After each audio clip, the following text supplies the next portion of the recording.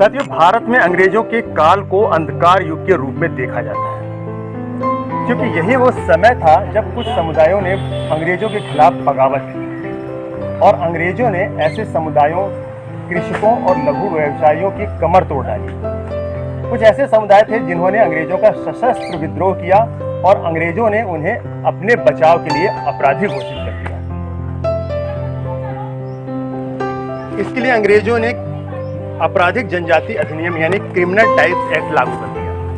साथियों, उन्होंने इस एक्ट के तहत एक तीर से दो शिकारी की। एक तरफ उन्होंने अपने राज्य का बचाव तो कर ही लिया भारत को गुलाम बनाने के लिए, और दूसरी ओर उन्होंने इस समुदाय से अपना पीछा छुड़ाने के लिए भी यह नियम और यह नीति लागू कर दी। साथियों, इस नीति के तहत अंग्रेजों ने फूट डालो और राज करो नीति का भी समावेश किया और उन्होंने हमारे भारतीय समुदायों को आपस में लड़वाना शुरू कर दिया और भिड़वाना शुरू कर दिया।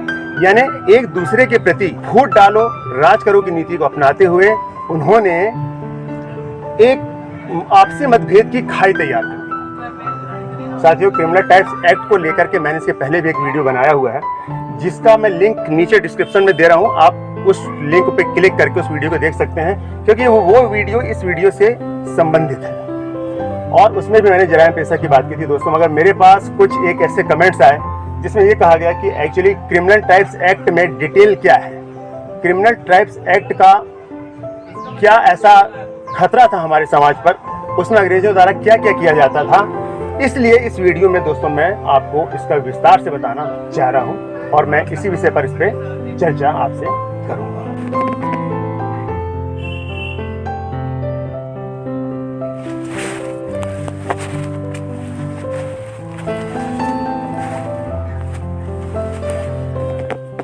साथियों, आज के वीडियो में हम क्रिमिनल टाइप्स एक्ट की बारीकियों के बारे में चर्चा करेंगे कि एक्चुअली इस एक्ट में अंग्रेजों ने ऐसी क्या चीजें रखी थी जिसने हमारे समाज के अस्तित्व को रौंद कर रख दिया और देश के आजाद हो जाने के इतने वर्षों बाद भी हमारा समाज इसे अब तक सह रहा है।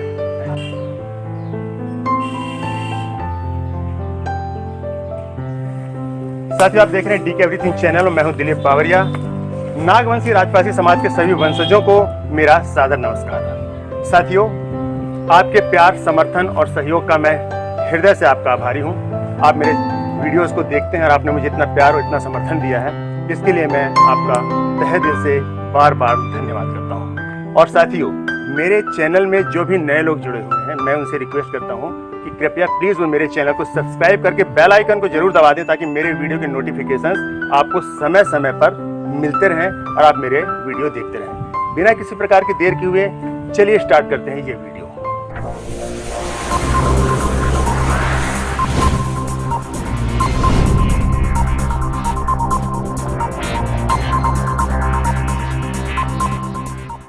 साथियों, क्रिमिनल टाइप्स एक्ट यानी जराइम पेशा कानून अंग्रेजों के द्वारा 1871 में लागू किया गया था, ये आप भली भांति जानते हैं। और इस कानून के लागू होने के तुरंत बाद से भारत में जितने भी संसाधन थे जिनके इस्तेमाल से यहाँ के मेहनत का समुदाय अपना और अपने परिवार का भरण पोषण किया करते थे, उन सभी संसाधनों पर अंग्रेजों का कब्जा हो गया। कपड़ा उद्योग के मामले में भारत का कोई सानी न था।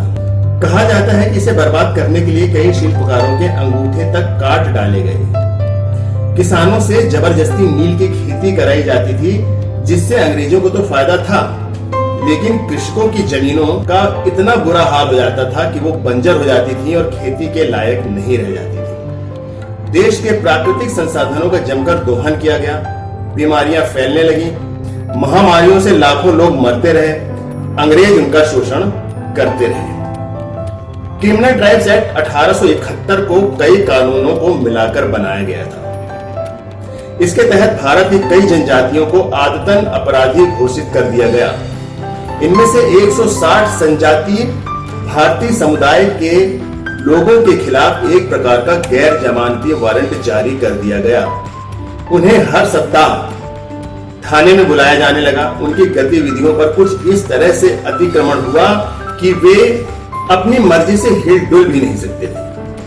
दरअसल अंग्रेजों ने ये सब पंजाब और उत्तर पश्चिमी क्षेत्रों में शुरू किया। जहां सबसे पहले कुछ जनजातियों को अपराधी घोषित कर दिया गया। 19वीं शताब्दी के मध्य से ही घुमंतु या विमुक्त जनजातियों को प्रतिबंधित करने का सिलसिला चल निकला था। पुलिस ने इनकी गतिविधियों को सीमित कर रखा था और ब्रिटिश प्रशासन का कहना था कि इससे काफी अच्छे परिणाम निकलकर सामने आ रहे हैं। हालांकि 1860 के दशक में सुप्रीम कोर्ट ने पुलिस प्रशासन की इन हरकतों को अवैध घोषित कर दिया। इसके बाद इन प्रांतों की सरकारें तत्कालीन भारत सरकार, जो ब्रिटिश सरकार थी, के पास पहुंची और उन्हें ऐसे कानून बनाने को कहा जिससे न सिर्फ इन घुमंतु व विमुक्त जनजातियों की गतिविधियों पर लगाम लगे, बल्कि इनका उल्लंघन करना भी दंडनीय अपराध माना जाने लगे। फिर इस संबंध में कानून बनाने के लिए एक समिति का गठन किया गया, लेकिन उस समिति ने कोर्ट द्वारा उठाई गई आपत्तियों को दरकिनार कर दिया। कोर्ट की आपत्ति थी कि इससे पुलिस बेवजह लोगों को परेशान करेगी, लेकिन अंग्रेजों ने कहा कि अपराधी पुलिस को परेशान करे, इससे अच्छा है कि पुलिस से अपराधी स्वयं परेशान हो। इसके साथ ही इस कानून को बनाकर इसे नॉर्थ वेस्ट प्रोविंस के साथ साथ अवध और पंजाब में लागू कर दिया गया। जिन प्रक्रियाओं को कोर्ट ने अवैध घोषित कर दिया था, उन्हें भी कानूनन सही बनाने के लिए एक तरह से इसका बिल ड्राफ्ट किया गया और उसे एक्ट में बदला गया। जनजाति समूहों के लोगों को पुलिस थाने जाकर खुद को रजिस्टर कराने का आदेश दिया गया। उन्हें पुलिस या लाइसेंस के बिना गांव से बाहर कहीं भी जाने से प्रतिबंधित कर दिया गया था। ये लाइसेंस भी जिले के कुछ ही क्षेत्रों तक सीमित हुआ करता था। जब वो एक गांव से दूर गांव जाते थे तो रास्ते पर पड़ने वाली हर पुलिस चौकी पर उन्हें ये लाइसेंस दिखाने होते थे। हद हो गई यार। रहने का गांव बदलने के लिए भी पुलिस की अनुमति लेनी पड़ती थी। एक बार चेतावनी के बाद दोबारा अगर इन आपराधिक जनजाति समुदायों का कोई भी व्यक्ति बिना लाइसेंस के पाया जाता तो उसे 3 साल तक की कड़ी बामशक्कत जेल की सजा दिए जाने का प्रावधान था। इस अत्याचारी कानून के तहत जमींदारों तक को नहीं बख्शा गया। उन पर जिम्मेदारी डाल दी गई कि वे क्रिमिनल ट्राइब्स के लोगों को चिन्हित कर उनका रजिस्ट्रेशन करवाएं व उन्हें ढूंढकर निकालें। फिर बाद में इसे मद्रास प्रांत में लागू करने की ओर सरकार बढ़ी, जहां घुमंतु जनजातियों के पक्ष में प्रांत के अधिकारियों के होने के बावजूद उनकी एक ना सुनी गई। 1876 में इसे बंगाल में भी लागू कर दिया गया और इसके बाद जनजातियों को एक आपराधिक गैंग ही घोषित कर दिया गया। असल में ब्रिटिश सरकार की दमनकारी आर्थिक नीतियों ने इन जनजातियों के व्यापार को भी ठप कर दिया था। उनकी नमक वाली नीति से भी इन पर खासा दुष्प्रभाव पड़ा था। 1911 में इस कानून को पुलिस कमीशन की रिपोर्ट के बाद और सख्त कर दिया गया। इसमें सिफारिश की गई कि पुलिस को इन जनजातियों के खिलाफ सख्ती के लिए और शक्तियां दी जाए, यानी इस कानून को और कड़ा करने के लिए उन्हें वो शक्तियां प्रदान कर दी जाएं।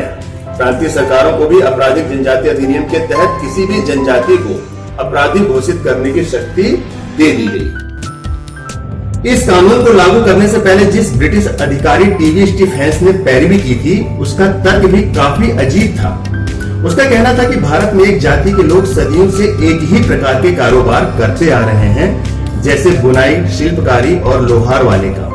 उसका कहना था कि इसी तरह से कुछ जनजातियां जरूर ऐसी हैं जिनके लोग अपराध को ही अपना प्रोफेशन मानते हैं, क्योंकि उनके बाप दादा यही कार्य करते चले आ रहे थे। अंग्रेजों का मानना था कि ये जनजाति समूहों के लोग भी सदियों से अपराध ही करते आ रहे हैं और आगे भी इनके वंशज और गैर कानूनी कार्य ही करते रहेंगे। इससे हुआ ये कि इन समुदायों में बच्चे जन्म होते ही वे जन्मजात अपराधी हो जाया करते थे। बिना कुछ किए ही ऐसे बच्चों को जन्मजात अपराधी घोषित कर दिया जाता था जिन्होंने अभी अभी दुनिया में कदम रखा था।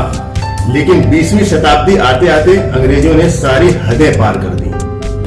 बच्चों को इनके परिवार और माता पिता से विलग कर दूर कहीं और बसाया जाने लगा। इस बसावट को सुधार का नाम दिया गया। ऐसे में हम सोच सकते हैं कि उस वक्त अंग्रेज कैसे यह कार्य करते रहे होंगे, कैसे ये अपराध हम पर करते रहे, कैसे ये जुल्म ढाते रहे। आगे कभी कोई विद्रोह ही ना हो, इसके लिए इन लोगों के फिंगरप्रिंट तक ले लिए गए। पंडित जवाहरलाल नेहरू ने इसे सिविल लिबर्टी का हनन करार दिया था। ये था अंग्रेजों का अत्याचारी आपराधिक जनजाति अधिनियम।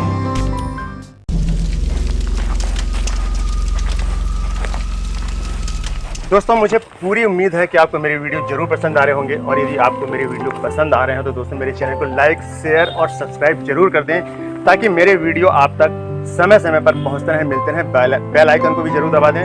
साथियों, ऐसे ही वीडियो लेकर मैं आपके लिए आता रहूंगा। आपका प्यार, समर्थन और सहयोग मुझे ऐसे ही मिलता रहेगा। मैं आपसे ऐसी अपेक्षा करता हूं। अगले वीडियो तक के लिए मैं आपसे विदा चाहता हूं। साथियों, जय भारत, जय पारसी समाज, जय हिंद।